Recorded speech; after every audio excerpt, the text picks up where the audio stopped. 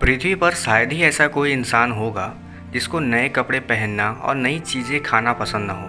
लेकिन समस्या तब हो जाती है जब हमारे नए कपड़े गंदे हो जाते हैं। चाहे हम कोई भी काम करें, उनमें लगे दाग धब्बे किसी को पसंद नहीं आते। लेकिन फिर भी पृथ्वी पर रहते हुए ये काम करना आसान है, क्योंकि हम उसे धोकर सुखा सकते हैं और इसमें ज़्यादा खर्च भी नहीं आता। लेकिन समस्या तब होती है जब यही काम एक एस्ट्रोनॉट को करना होता है, यानी कि अंतरिक्ष में कपड़े धोना और सुखाना हमारी सोच से भी कहीं ज़्यादा मुश्किल है। क्या आपने कभी सोचा है कि आखिर एस्ट्रोनॉट कपड़े कैसे धोते हैं या फिर वो सुखाते कहाँ हैं? इसका जवाब है कि वो कपड़े धोते ही नहीं हैं, क्योंकि उनके पास ऐसी कोई फैसिलिटी ही नहीं होती है कि वो अपने कपड़े को धो सके।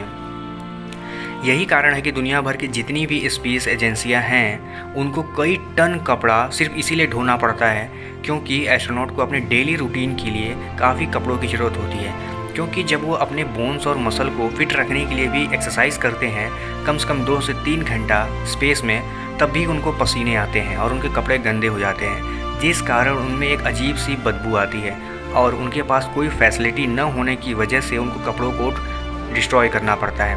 और यही कारण है कि अंतरिक्ष में बहुत सारे कूड़े कबाड़ा भी बढ़ते जा रहे हैं। लेकिन अब इसी समस्या को दूर करने के लिए नासा और टाइड कंपनी, जो कि एक जानी मानी डिटर्जेंट कंपनी है, उसके बीच एक समझौता हुआ है कि वो एक ऐसे प्रोजेक्ट पर रिसर्च कर रहे हैं जिसमें एस्ट्रोनॉट अपने कपड़ों को अंतरिक्ष में ही धोकर आराम से सुखा सकेंगे। सुनने में ये बात बहुत अजीब लगता होगा, लेकिन इस पे नासा के रिसर्चर्स और टाइड कंपनी के रिसर्चर्स काम कर रहे हैं। और ऐसा माना जा रहा है कि आने वाले दिसंबर महीने में, यानी 2021 के दिसंबर महीने में, एक ऐसा फर्स्ट बैच भेजा जाएगा डिटर्जेंट पाउडर का, जो कि अंतरिक्ष में ही स्पेस एजेंसियों को या एस्ट्रोनॉट को लो ग्रेविटी में रहते हुए भी अपने कपड़े धोने का मौका देगा। और अगर ये सब सक्सेस रहता है तो आने वाले मई महीने में, यानी अगले साल के मई महीने में, एक ऐसा वॉशर पेन और एक ऐसा वाइपर दिया जाएगा जिससे कि वो अपने कपड़ों पर दाग धब्बों को भी आराम से निकाल सके। इन सब के पीछे की जो वजह है वो ये है कि स्पेस में उनको पानी की कम ज़रूरत पड़े और डिटर्जेंट की भी कम ज़रूरत पड़े। और नासा तो यहाँ तक सोच के रखा है कि अगर ऐसा हो पाता है तो एस्ट्रोनॉट को, चाहे वो मून मिशन हो या मार्स मिशन हो, आने वाले जितने भी प्रोजेक्ट होंगे उन सब में इस टेक्नोलॉजी का यूज़ किया जाएगा। हालांकि इस चीज़ को लेकर टाइड कंपनी बहुत ज़्यादा एक्साइटेड है, क्योंकि वो अपने रिसर्चर्स को अलग अलग काम करने के लिए प्रेरित कर रहा है। और टाइड ने अपना एक डेडलाइन सेट किया है कि दिसंबर महीने में पहला बैच जो होगा वो एस्ट्रोनॉट के साथ भेजा जाएगा और वहाँ पर जाके वो उसकी टेस्टिंग करेंगी कि आखिर लो ग्रेविटी में उनका जो डिटर्जेंट पाउडर है वो कैसा काम करता है। और अगर सब सही रहा तो आपको अगले साल के मई महीने में देखने को मिलेगा कि उनके पास इससे जुड़े और भी नए नए उपकरण होंगे, जिससे कि वो अपने कपड़ों पर लगे दाग धब्बों को और महकने वाली चीज़ों को आराम से अलग कर सकेंगे, जिसके लिए उन्हें पानी और डिटर्जेंट की बहुत कम आवश्यकता होगी।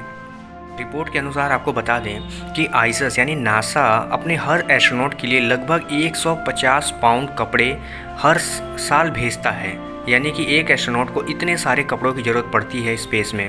अब आप सोचिए, इनको भेजने का खर्च और इनके रख रखाव का जो खर्च होता है वो नासा को ही उठाना पड़ता है। लेकिन अगर इनको धोने की व्यवस्था नासा के पास होती तो शायद ये अपने 4, 6, 10 कपड़ों से ही काम चला लेते। हालांकि टाइड कंपनी जो है अपने इस प्रोजेक्ट को आगे बढ़ाते हुए उनका तो यहाँ तक कहना है कि वो एक ऐसे अनोखे वॉशर के ऊपर काम कर रहे हैं, यानी ड्रायर एंड वॉशर के ऊपर, जो कि आने वाले नासा के हर प्रोजेक्ट में काम आएगा, चाहे वो मार्स मिशन हो या मून मिशन हो। क्योंकि ये जो टेक्नोलॉजी है ये बिल्कुल एडवांस होगी और इसकी खास बात ये होगी कि इसमें पानी और डिटर्जेंट का बहुत कम यूज़ होगा। और नासा के साथ मिलकर जो ये टाइड काम कर रही है वो कई तरह के काम है, यानी कि स्टेन रिमूवल पर भी काम कर रही है और वाइपर्स पे भी काम कर रही है, यानी कि पूरी जो साफ़ सफाई का जिम्मा है नासा टाइड को दे रहा है। और टाइड अमेरिका की नंबर 1 डिटर्जेंट कंपनी है, इसीलिए नासा उसके साथ काम कर रहा है। और आने वाले समय में आपको देखने को मिलेगा कि आखिर नासा और टाइड ने मिलकर कुछ ऐसा नया बनाया है जो कि स्पेस एस्ट्रोनॉट को बहुत ज़्यादा राहत पहुंचाएंगे, क्योंकि उनके गंदे कपड़े उन्हीं को झेलना पड़ता है, जो कि वो पृथ्वी पर शायद कभी नहीं करते होंगे। अब आप समझ गए होंगे कि आखिर ग्रेविटी हमारे लिए कितना मायने रखता है। लो ग्रेविटी बहुत सारी समस्याएं खड़ा कर देता है, चाहे वो खाना बनाना हो या हमारे ब्लड प्रेशर्स हों या हमारी हाइट हो या हमारी ग्रोथ हो, यहाँ तक कि हमें कपड़े धोने में भी ग्रेविटी का अब बहुत ज़्यादा असर होता है। यही कारण है कि स्पेस में एस्ट्रोनॉट को पानी की बहुत किल्लत रहती है, क्योंकि पृथ्वी से पानी ले जाना ही अपने आप में एक चैलेंजिंग काम होता है और इस काम को वो कपड़े धोने में बर्बाद नहीं कर सकते। इसीलिए उनको कपड़ा धोना एक बहुत बड़ा सिरदर्द की तरह दिखाई देता है और ग्रेविटी उसमें सबसे ज़्यादा रोल प्ले करती है, क्योंकि लो ग्रेविटी में वो नॉर्मल काम जो एस्ट्रोनॉट पृथ्वी पर करते हैं वो शायद वहाँ नहीं कर सकते।